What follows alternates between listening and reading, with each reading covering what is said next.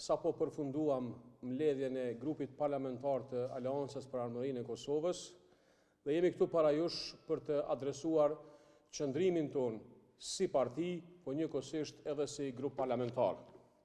Sot qëndrojmë këtu për të shprehur një shqetësim të thellë dhe për të shprehur jo vetëm habin, mirë po kundërshtimin ton të madh me atë çka po i ndodh sot demokracisë parlamentare, rendit kushtetues dhe konstituimit të institucioneve të Republikës së Kosovës. Ajo që jemi duke parë dhe ajo që jemi dëshmitar është shkurt edhe shqip një shkelje e rendit kushtetues nga partia që i ka fituar zgjedhjes, e cila me veprimet e saja është duke e vendosur një shembull dhe një primat i cili pa asnjë dyshim është rrezik për vendin duke mos i konstituu institucionet e Republikës Kosovës, në këtë rast Kuvendit të Republikës Kosovës.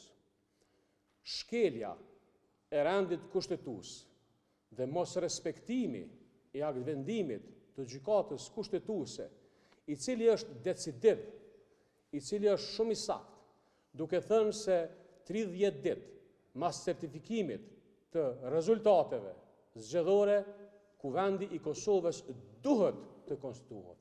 Pra nuk kalon hapësirë tjetër veç se thot duhet të konstituohet.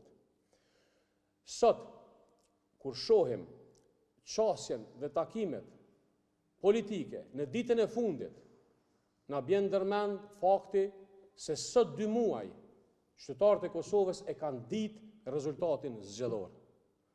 Pra që 60 ditë partia në pushtet, lëvizja vetëvendosje e ka ditë rezultatin zgjedhor. Në 30 ditë pas certifikimit të rezultateve, me datën 8 korrekt janë certifikuar rezultatet, për 30 ditë rresht kanë ndodhur takime të cilat nuk kanë pas asnjë synim të konstituimit, siç po shihet sonte, mirë po qëllimi vetëm ka qenë bartja e fajit gjajat e opozita me qëllimin e vetëm të marrjes së 3 pozitave për lëvizjen vetëvendosje, e cila u konfirmu sot edhe në deklarimin para mediave të kryetarit të vetëvendosjes. Nuk do të lejojmë që rendi kushtetues të rrezikohet, nuk do të lejojmë që demokracia parlamentare të jenë rrezik dhe nuk do të lejojmë që Kosova të bëhet parti shtet. Si grup parlamentar, në diskutime edhe me grupet tjera parlamentare, kemi një kërkesë për një seancë të jashtëzakonshme, e cila duhet të thirret sonte në ora 10:30, në mënyrë që ne, me ushtrimin ton, si deputet të zgjedhur, të betuar në Kuvend, të mbledhemi dhe të kërkojmë prej kryesuesit të seancës konstitutive të thret seancën dhe sonte ta kryjmë këtë. Ne kemi këtu përpara do të thotë kërkesën tonë edhe për grupet tjera parlamentare dhe shpresojmë që në ora 10:30 sot të ketë një seancë. Kaq nga ana ime, i los kolegët e mi kush don me adresu ndonjë çështje. Çka nëse nuk thirrët? Kushtetuta jonë, e drejta jonë, e cila është e theksuar sakt, na jep të drejtën me 40 nënshkrime me hy në sallë dhe me nis dhe me mbajt dhe me përfundu sonte ashtu siç është afati kushtetues. Në ora 23:59 sekonda përfundon afati kushtetues.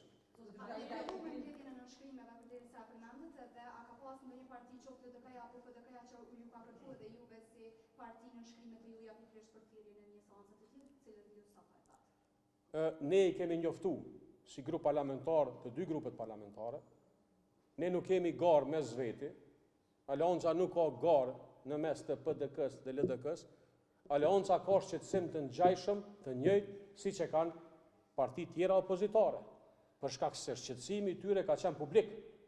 Sapo e dëgjuam sekretarin e përgjithshme të PDK-s çka tha. Më herët sapo e lexuam në deklaratën e Lidhjes Demokratike të Kosovës që kërkon konstituimin e Kuvendit sonte. Ne veç po bëjmë veprimin. Dhe si grup parlamentar ne kemi bërë kërkesën dhe këtë do të adresojmë, do të ashtymë përpara që në ora 10:30 sonte të ndodhë një seancë. Nëse veç nuk mundeni me mbledh në shkrimet për sotën e atyrë një seancë, me që shkelje kushtetuese, thirrja e një seance jashtë afatit, kushtetuesa planifikon e faktë me çunë në gjykatë kushtetuese këtë shkelje dhe një interpretim për pasojat e konstituimit mund që një kuvendi pas afatit kushtetues. Ne jemi të folë për sonte.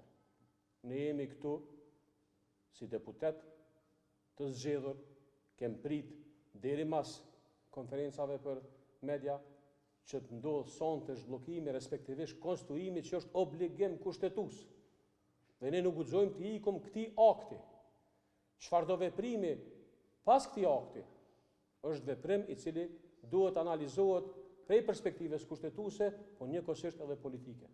A e kuptoni që dje i gjithë populli i Kosovës e ka prit mas një kohë të gjatë një veprim përgjithshëm institucional në mënyrë që me ndodhë konstituimi i kuvendit. Nuk ka ndodhur asgjë. Mbledhjet, takimet, pozicionet u mbajtën në pasdite. Dhe kjo çështje është çështje e cila nuk guxojmë e shku pa marrë veprimin. Dhe ne si grup e kemi bërë këtë veprim se mendojmë që është veprimi i duhur. Ne jemi të folë sonte për seancën tonë. Nesër është çështje tjetër. Pra ne për nesër jemi të folë për afatet të skadura kushtetuese. Çështja jonë do të jetë tjetër. Ne po flasim për sonte, me pas një seancë, ta do diskutojmë edhe me grupe tjera.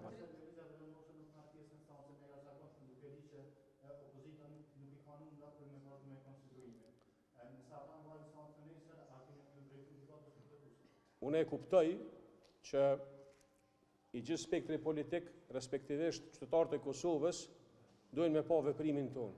Ky është veprimi jonë politik, ligjor, kushtetues sot për sonte. Nesër është tjetër veprim. Dhe ai veprim do të studiohet edhe në aspektin juridik, po edhe në aspektin politik. Në rast se nuk kërkesën që keni dërguar nuk procedohet sipas procedurave të rregullta për thirrjen e seancës, do thotë të mbahet në orën 22:30 siç keni kërkuar në kërkesën e juaj. Cili do të jetë veprimi i juaj? Do të qëndroni në sallë apo çfarë do të bëni? Ne në radhë parë do diskutojmë me kolegët tonë të partive opozitare. Edhe pse ne jemi në opozitë, ne jemi parti ndara. Ne e dimë cili do të jetë veprimi jonë. Por as sot nuk e kemi marrë veprimin e njëanshëm, e as nesër nuk do ta marrim njëanshëm. Do të konsultohemi cila do të jetë çështja. Mirë, pa ajo që sot ju them qytetarëve të Kosovës, përmes ju media, është se kjo situatë përbën një shqetësim jashtëzakonisht madh dhe për herë të parë në historitë të Kosovës, një deputet dele propozon te kryesuesi i seancës konstituive lyp kohë më shumë. Kjo është e padrejtë. Kjo është e papërgjithshme dhe mbi gjitha është rrezik për vendin. Ju falenderoj.